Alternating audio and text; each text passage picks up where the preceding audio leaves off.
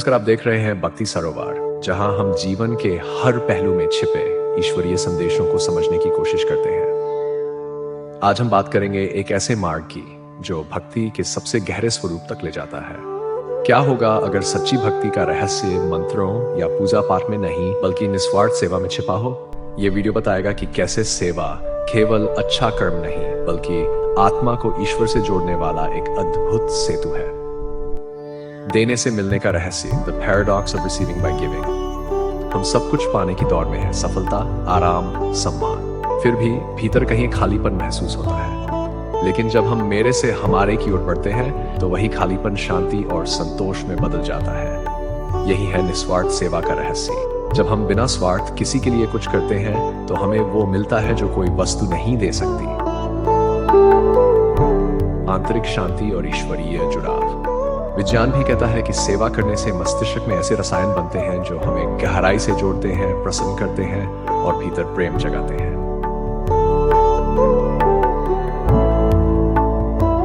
अच्छे कर्मों से आगे भक्ति की ओर परिवर्तन, बियॉन्ड गुड डिवोशनल शिफ्ट। हर अच्छा कार्य सेवा नहीं होता। अगर उसमें मैं या मुझे शामिल है तो वह लेन देन है, सेवा नहीं। सच्ची सेवा तब होती है जब हम सिर्फ प्रेम से कार्य करते हैं, बिना किसी फल की अपेक्षा के। स्वामी विवेकानंद ने कहा था, वे ही सच में जीते हैं जो दूसरों के लिए जीते हैं। मदर टेरेसा ने हर व्यक्ति में ईश्वर का प्रतिबिंब देखा।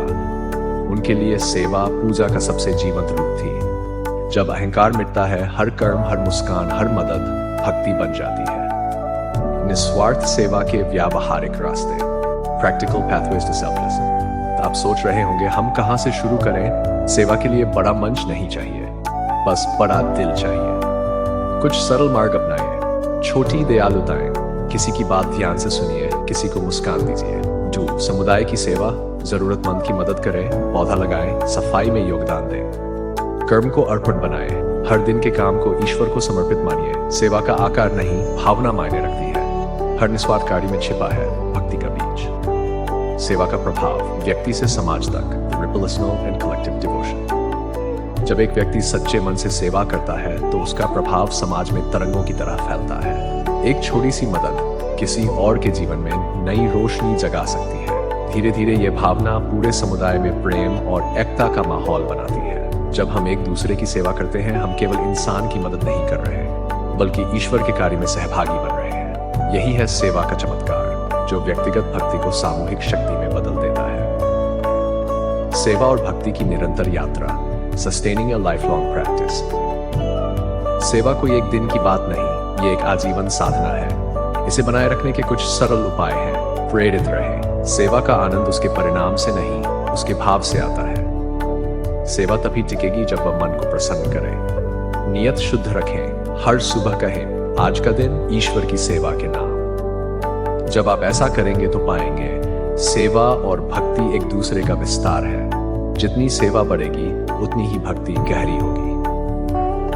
अंत में बस इतना याद रखिए, निस्वार्थ सेवा किसी और को नहीं, आपके भीतर के ईश्वर को जगाती है। जब मैं मिटता है तब प्रेम प्रकट होता है और उसी प्रेम में सच्ची भक्ति जन्म लेती है। तो आइए हम सब मिलकर भक्ति की उस राह पर चलें जहां पूजा शब्दों से नहीं बल्कि कर्मों से होती है।